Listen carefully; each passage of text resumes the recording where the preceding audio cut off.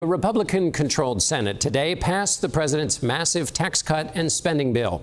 According to the nonpartisan Congressional Budget Office, the plan would add $3.3 trillion to the federal deficit over the next 10 years. Because spending outpaces tax revenue, the government will have to borrow, and future generations will have to repay with interest. $3 trillion is a big number, so here's one way to think about it. There are about 97 million cars in America. If you wanted to buy every single one of those cars, you could do it with $3.3 trillion, and you'd have $400 billion left over for maintenance.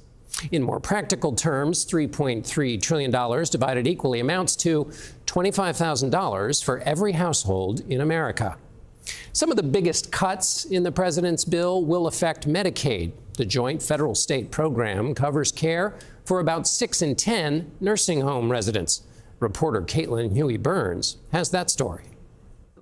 Jason Barrett visits his 94-year-old grandmother, Ruth Rainey, at the Martinsburg Healthcare Center in West Virginia as often as he can. What does she mean to you? Well, she means everything.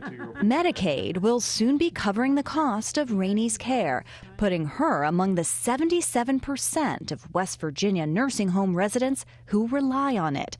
Nationwide, that number is 63%. But that funding could be cut by roughly $1 trillion by the massive spending bill now in Congress. The concern is those cuts could lead to reduced staffing and tightened eligibility requirements in long-term care facilities nationwide. The House version of the bill would require states to fill the funding gaps, and some may come up short. If there are changes or cuts to Medicaid, are you concerned about your ability to operate?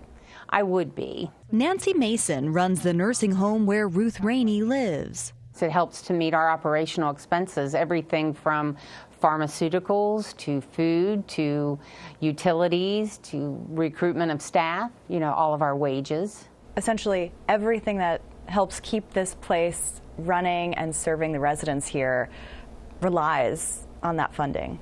A large portion of it, yes. We have to get to a place where we're balancing our budget again. I don't think we do that on the backs of nursing home residents. Barrett isn't just a concerned grandson. He's also a Republican West Virginia state senator.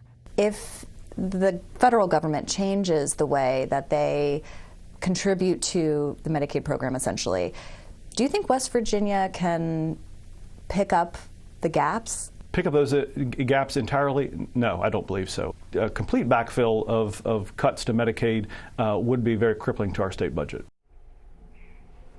Now, the bill's passage in the Senate today is really just one hurdle. Now the hard work begins. Before it can even get to the president's desk, it first has to go through the House, and some key Republicans over there say that they're opposed to it at this point, with a vote expected tomorrow.